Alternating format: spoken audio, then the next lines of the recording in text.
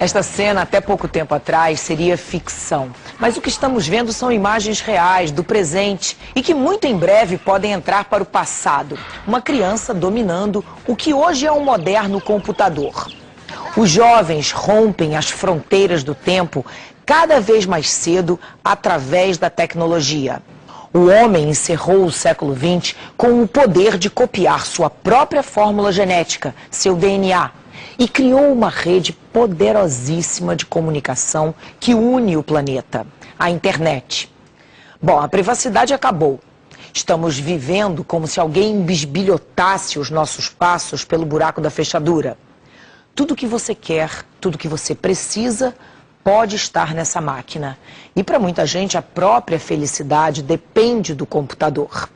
Computadores que vão deixando para trás o que chamávamos de futuro.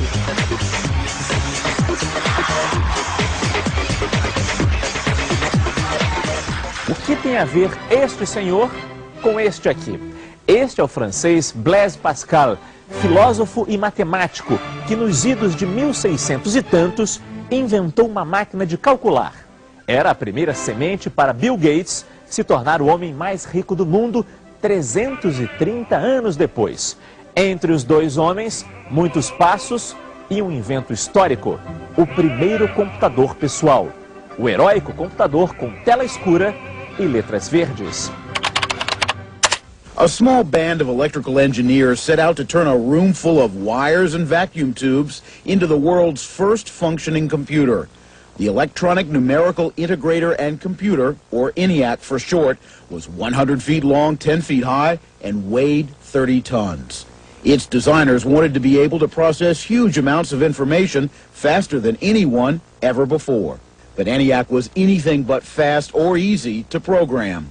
ENIAC used 18,000 vacuum tubes to handle the calculations that are now performed by tiny microchips. ENIAC's creators wanted to use their new computer to help predict the weather or the stock market. Instead, it wound up helping America's fledgling space program get off the ground. By the time ENIAC was turned off for the last time in the fall of 1955, its creators had a new, faster and far more flexible computer, UNIVAC, up and running. O primeiro computador produzido em série, digamos, o UNIVAC. O UNIVAC tinha o tamanho de uma geladeira e ele não era uma máquina para uso pessoal, definitivamente era uma, pelo preço, pelo tamanho, pela complexidade das operações, enfim, aquilo era uma coisa para o que a gente chamava de cérebro eletrônico, ficava em laboratórios, em universidades. ENIAC became the first computer dinosaur. Você percebe quando uma máquina ela evoluiu e ela faz parte do meio de vida do indivíduo, quando ela se torna completamente transparente, quase invisível.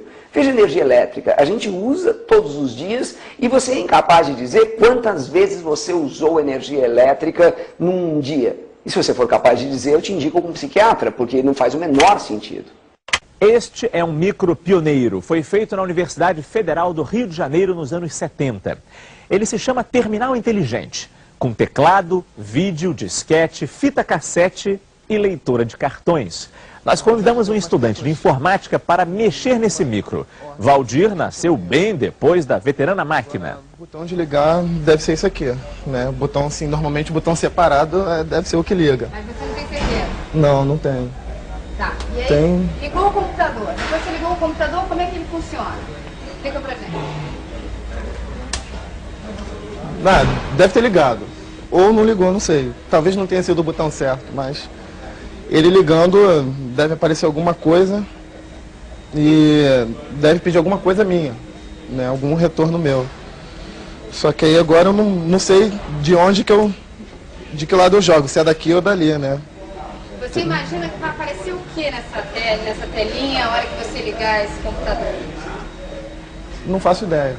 O que vai aparecer, não sei, talvez um pedido de alguma instrução que eu deva dar a ele para ele executar alguma operação. Agora, como que eu vou passar essa informação a ele, eu não sei, se é por aqui ou pelo teclado mesmo.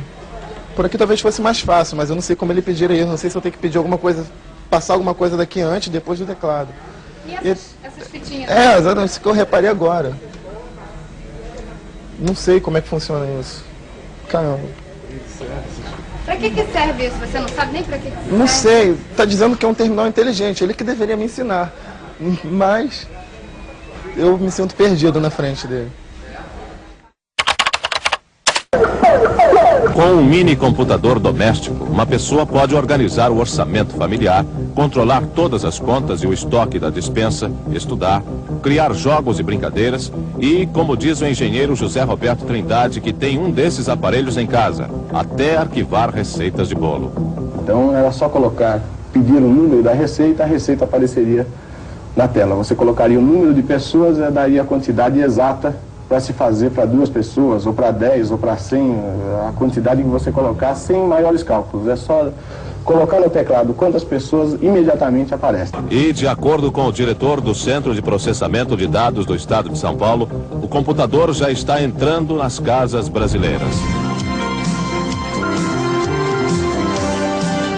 50 milhões de pessoas em 160 países estão se comunicando através de uma super-rede de informação, a internet. Mas você sabe o que é preciso para participar da internet? Essa rede mundial da informação começou a funcionar nos Estados Unidos em 69. Servia apenas para projetos científicos e militares secretos. Hoje a rede liga milhões de pessoas a universidades, bibliotecas e museus do mundo inteiro, além de possibilitar serviços como correio eletrônico, fóruns de debates e consultas médicas. Para entrar na internet, é preciso ter um microcomputador, uma linha telefônica e um modem, um pequeno aparelho que liga o computador ao telefone.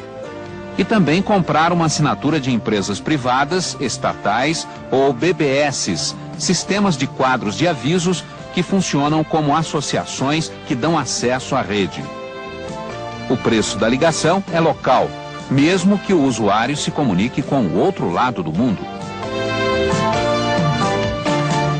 A internet tem 30 mil participantes no Brasil. O acesso é pela Rede Nacional de Pesquisa, RNP, ligada às universidades, e o IBASE, o Instituto Brasileiro de Análises Sociais e Econômicas. A partir de maio, a internet no Brasil vai poder ser acessada através da Embratel. E até o fim do ano, cerca de 200 mil novos usuários brasileiros estarão ligados à superestrada mundial da informação. William Henry Gates III já escreveu seu nome na história da tecnologia.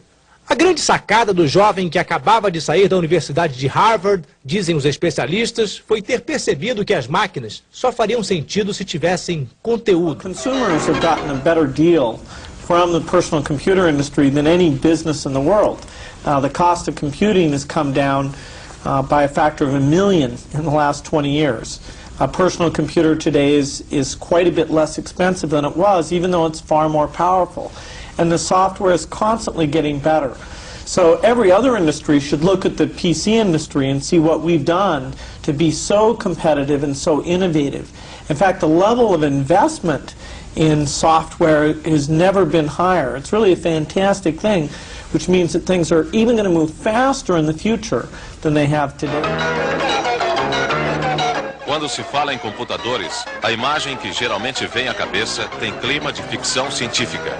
Ambientes gelados, com luz artificial e ruídos estranhos, onde máquinas substituem os homens na tarefa de memorizar, calcular, pensar, decidir.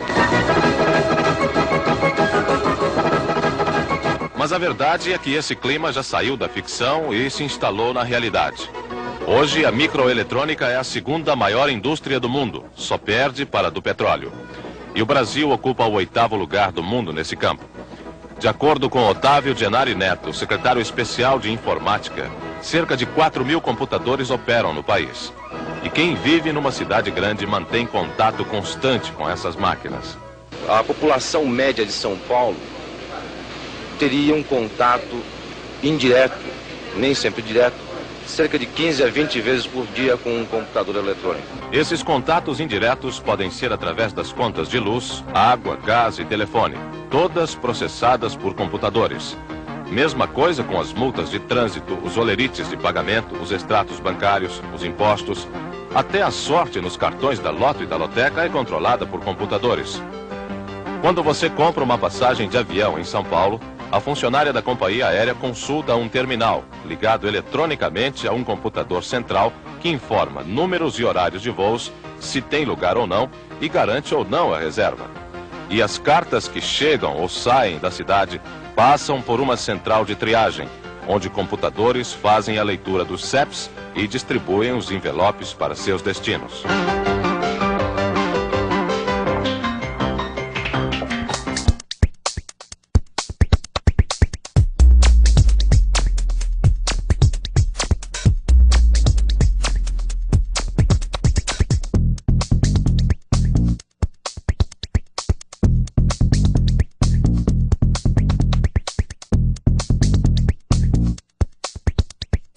A palavra futuro sumiu do dicionário. Na década de 70, na década de 80, você falava, no futuro teremos isso, no futuro faremos aquilo. Hoje o futuro não quer dizer nada, porque você está bem no meio dele. Você anda no elevador transparente, você enfia a comida congelada numa caixinha, aperta um botão, ela sai quente dela, você vive já no futuro. E esse futuro é tão intenso e ele é tão vívido na vida da gente, que é muito complicado você dizer, olha, isto aqui eu consigo identificar de onde ele surgiu. Não, quase todos os equipamentos são interligados e quase todos eles conversam entre si. Então, à medida que uma pequena nova válvula, um pequeno novo transistor é inventado, toda a cadeia de produtos que depende dele acaba evoluindo junto.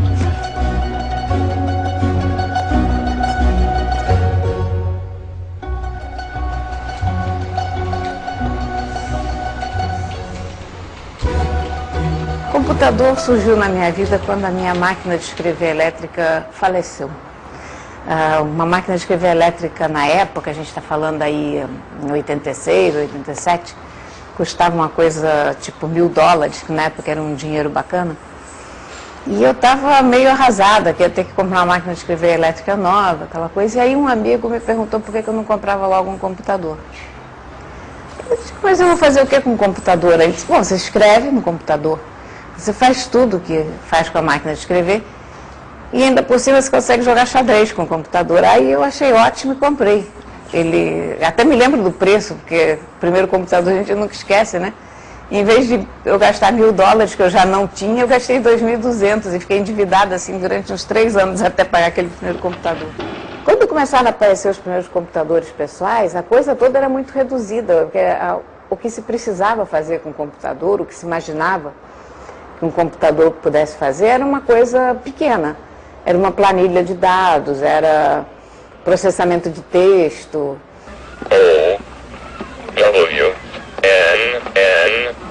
Era eventualmente CAD, o CAD é o Computer Aided Design, que os arquitetos usam muito, os engenheiros usam também até hoje. E aí começaram a aparecer as aplicações gráficas e começaram a aparecer os games. E os games puxam muito pelo desenvolvimento da indústria.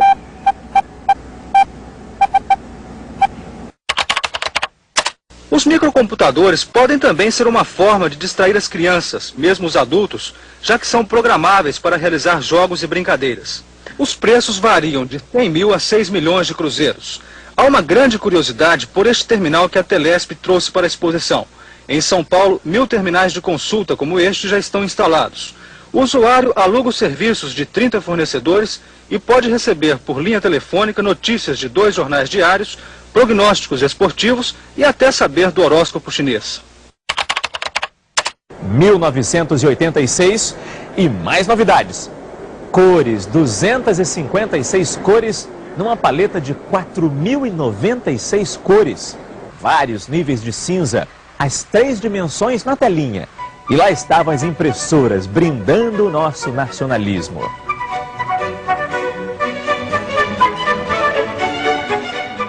Uma das coisas mais características dessa evolução toda do digital é o seu computador ter virado no avesso. Até 2005, 2006, você queria computadores parrudos. Você falava em megahertz, você falava em gigabytes. Eu quero uma máquina cada vez mais forte. Hoje em dia, você parou de falar nisso. A sua máquina virou no avesso. E hoje, não é mais importante você ter um equipamento potente, até porque todos são. É muito mais importante você estar ligado a uma rede potente. Então, se eu te der a opção, você quer uma máquina muito poderosa, que não fala com ninguém, ou você quer uma máquina porcariazinha, mas que fala com uma rede muito rápida, a sua opção é pela segunda. O computador desconectado era uma máquina que agia só como uma extensão do teu cérebro, digamos assim, no sentido de agilizar um pouco o que você estava fazendo, de fazer as tuas contas por você, de permitir a você escrever de uma forma mais simples, porque você podia recortar parágrafos do fim, botar para frente, trocar a ordem das letras. Você podia jogar xadrez, você podia jogar uma série de games, mas você não tinha interatividade. Quando aparece a internet, as máquinas se conectam. E hoje o que a gente tem, na verdade, metaforicamente, é uma grande, imensa máquina, a qual todos nós estamos conectados. Quando você tira a internet da jogada, o computador parece não ter mais utilidade nenhuma, né? As pessoas ficam prostradas quando ficam sem internet e dizem, minha internet caiu e aquilo é o fim do mundo. Porque é como se de repente estivessem desconectadas do mundo. E na verdade estão, porque a gente criou também essa coisa da conexão contínua em todo tempo, toda hora. How can you focus on mankind after people dominate this road to information in this extraordinary way? Well, the past revolutions in society have come with tools that magnify our muscle power. The Industrial Revolution was about motors and tractors and things like that. Here we have the tool that magnifies our brain power and lets us stay in touch with people even though they're not in the same location. It lets us find resources no matter where they are very easily. And so the internet is a major revolution. It is a very big change. It is the centerpiece of this information age. And certainly the impacts of that will be very broad, but it's up to humans to decide how we want to use it. Do you believe that the differences in culture will eventually change or disappear or will not count? No, I doubt that very much. In fact, when I walk the hallways of Microsoft, I can see that people at Microsoft who come from different countries are using the internet to get out and listen to radio programs from their country. You know, I hear radio programs from India or Israel or Brazil or all the different places. Or you can send electronic mail to your friends and relatives who are back in your home country. So the ability to reach out and pursue your cultural interests is greatly improved by the internet. Just because we all watch TV, we all use the telephone, doesn't mean we have the same interests. And so we'll take this and use it as a tool for cultural interests. Você sabe como a internet surgiu no Brasil? Para responder a essa pergunta, precisamos voltar ao ano de 1989, quando um grupo de acadêmicos de várias universidades espalhadas pelo país buscava conexões com outras redes acadêmicas internacionais. O professor Demi Getchko era um dos integrantes dessa equipe e nos conta que os primeiros pacotes TCP/IP brasileiros foram transferidos entre Brasil e Estados Unidos em janeiro de 1991. Eram apenas algumas linhas de texto, e-mails simples, mas que chegavam ao destinatário instantaneamente. Uma revolução para a época. Era incrível, porque na época você conseguia entrar em contato com qualquer pessoa, e o correio eletrônico na época tinha um grande valor. Em geral, quando você recebia um correio eletrônico, você se apressava a responder rapidamente, porque não havia o que há hoje, o excesso de lixo, de spam. Então as cartas eram todas consideradas de extrema importância. Então o status da ferramenta correio eletrônico era muito elevado na época. Você consegue imaginar que naquela época o backbone de todo o Brasil, ou seja, a conexão mais rápida existente, era de 4.800 kbps, ou quase 12 vezes mais lento que uma conexão de escada? E por isso mesmo, cada pacote de dados era tratado com extremo cuidado para que não houvesse nenhum desperdício de banda. Porque na época não tinha imagem, então, na verdade, essa história de que uma imagem vale 1000 palavras, é verdade também no tamanho. Uma imagem, em geral, é muito mais do que 1000 palavras. Então, se você manda um monte de carta de correio eletrônico, isso é muito menos do que uma imagem, uma simples imagem digitalizada.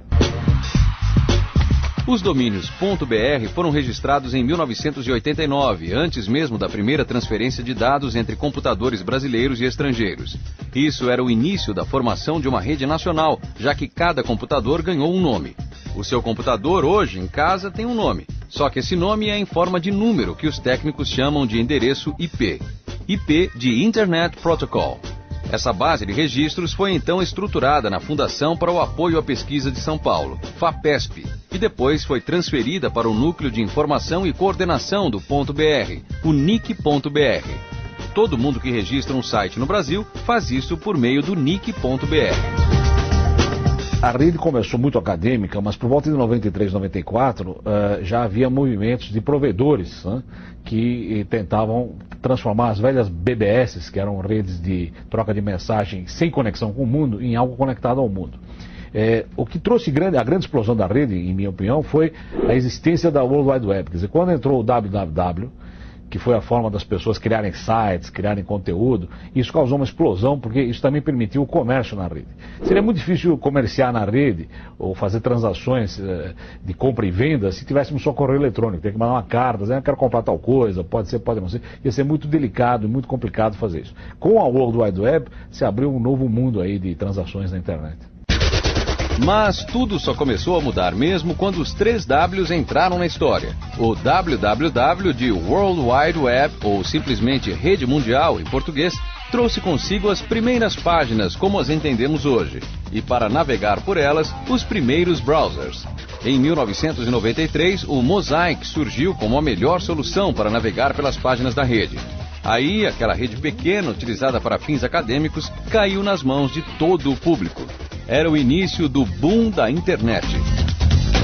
Até 94, 95, os registros eram feitos 1 a 1. Alguém pedia um domínio, era 1 por dia, 2 por dia. E aí o Alberto Gomide, que era o técnico responsável na FAPESP por isso, fazia o registro na base de dados. Em 95 foi criado o comitê gestor, já se prevendo que haveria uma explosão da internet no país. Em 96 já se viu que não dava para continuar registrando 1 por 1, porque começou a aparecer uma grande demanda de áreas não acadêmicas, e aí nós contratamos um software, foi desenvolvido um software dentro da FAPESP, foi contratada uma equipe de pessoas que enriqueceram a equipe original, e foi criado um software que foi sendo aperfeiçoado e roda até hoje, que permitiu automatizar o registro. A automatização do registro é de fins de 97. Desde a primeira onda da web, o registro de domínios .br cresce cerca de 20% ao ano. Uma curva ascendente tão forte que algumas regras precisaram ser definidas para evitar problemas. Na internet vale o conceito de quem chega primeiro e registra o nome que está disponível, ele fica com aquele nome, se não houver nenhum tipo de problema. Então, evidentemente que no começo da rede houve uma corrida para nomes, e o comitê gestor tomou cuidado, vendo que isso podia gerar um monte de problemas. Então, se vocês lembram das providências por volta de 97, 98, na época nós tínhamos restringido o registro a 1 domínio por CNPJ, para garantir que não haveria uma corrida a nomes que depois poderia fraudar legítimos titulares. Isso foi mantido até 99, quando abrimos para 10 registros por CNPJ, e hoje nós abrimos sem limite, porque a gente acha que quem não acordou até agora para a rede, já é um pouco tarde para chamar a atenção dele. Realmente difícil encontrar alguém que ainda não tenha acordado para a internet. A rede está promovendo mudanças em todo o planeta, aproximando pessoas, facilitando a vida de todos nós. E se tudo isso aconteceu em menos de 20 anos, fica até difícil imaginar o que ainda vem por aí. A internet, na verdade, hoje em dia principalmente, ela se tornou uma gigantesca cidade pequena. Você fala, é uma rede mundial? Mentira, você conhece, tem algum amigo na África? Não tem. Quantos amigos você tem na Ásia? 2 ou 3? Não, mas a África mais a Ásia somam 3/4 da população do planeta e você não tem nenhum amigo lá? Então não é uma rede mundial, é uma cidade minúscula que todo mundo tem comportamento de cidade minúscula. Então numa cidade minúscula, se você encher a cara, todo mundo sabe. Se você der um vexame, todo mundo sabe. Se você se destemperou, todo mundo sabe. E todo mundo te conhece muito bem. No mundo do Twitter, no mundo do Facebook, no mundo do Skype, todo mundo te conhece muito bem. Todo mundo sabe todas as besteiras que você fez e todo mundo passa o dia inteiro a fofocar. Então quando o indivíduo falava há um tempo, não, olha, eu passo 10 horas por dia na internet, ele ainda conseguia convencer os pais que ele estava num ambiente de estudo, ele está num enorme ambiente de fofoca, quando não está num ambiente de videogames. Eu tenho vários brinquedinhos. Esse aqui eu já não considero mais um brinquedo, quer dizer, eu passo tanto tempo colada nessa máquina aqui que ela é uma extensão. Um dos meus brinquedos favoritos nesse momento é esse aqui, que é o iPad. Os meus celulares, que eu amo de paixão, sem os quais eu não saio de casa. A minha câmerazinha compacta. Esse cartão é um cartão Wi-Fi. Então, eu fotografo, ele funciona como qualquer cartão normal. E eu deixo a câmera ligada aqui, por exemplo. E quando eu chego, as fotos já estão todas no computador, porque todos trabalham dentro da mesma rede Wi-Fi. Esses brinquedos todos que eu estou mostrando, aliás, esse aqui é o Samsung Galaxy Tab. Esse daqui é o meu notebook. Ele é um MacBook Air de 11 polegadas, delicioso de usar. E como vocês veem, o tamanho dele é uma coisa deliciosa, né? Hollywood produziu muitos filmes de ficção científica, mas poucos se igualaram às peripécias da família Jetson. O desenho animado dos anos 60, 70 arriscava previsões no mínimo engraçadas para o século XXI. Era um futuro mais ingênuo, mas que acertou em cheio quando aliou o homem às máquinas. Roy, quantas vezes eu já lhe disse que não usasse suas botas espaciais em casa? Um rapazinho com sapatos poderosos capazes de andar no teto.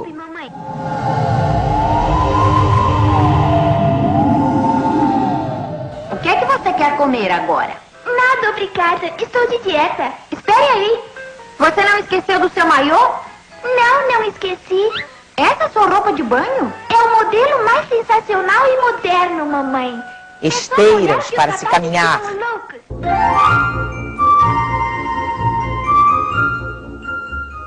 Não sei, esse botão dos ovos está sempre falhando. Máquinas que fazem comidas instantâneas. Eu apertei ovo cozido e veio um frango assado.